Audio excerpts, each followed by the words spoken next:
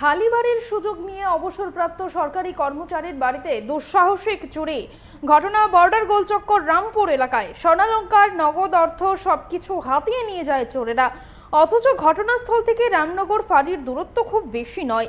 বাড়ির মালিক রীতা মালাকার জানান ৩-৪ দিন তিনি বাড়িতে ছিলেন না, সেই সুযোগকে কাজে লাগায় চোরের দল। আমরা শুনবো এই দুঃসাহসিক চুরি সম্পর্কে ঠিক কি জানা যাচ্ছে।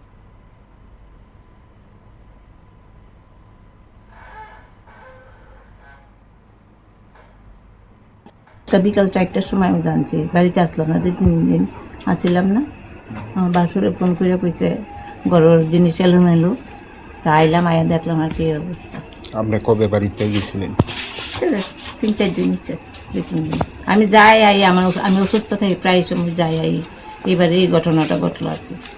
আজকে কার মারফতে খবর পাইছেন? মেজো বাসুরে আয়েসিরে কি দেখছেন? এলোমেলো দেখছি, এরকমই দেখছি। এরপরে সব লোকজন আইলো, দেখলো আমরা এখন এই অবস্থায় আছে।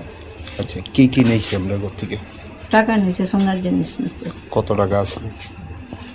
অক্ষণ তো দেখতেছি সব তো দিয়ে আমার গণা মতো আসলো, ওই দিয়ে আমি পুলিশ দারোগার কাছে নিয়েছে, প্রায় 20-এর কাছাকাছি নিচে। আর স্বর্ণ জিনিস সোনার জিনিস 3-4 পথ নিচে, কানিস। কত টাকা রইল?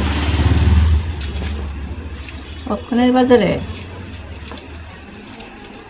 বাজারে একটার মধ্যে 4 আনা স্বর্ণ আসলো, একটার মধ্যে 3 আনা, একটার মধ্যে 2 আনা।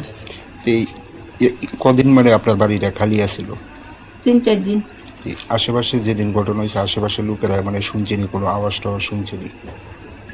শুনছে না তো তার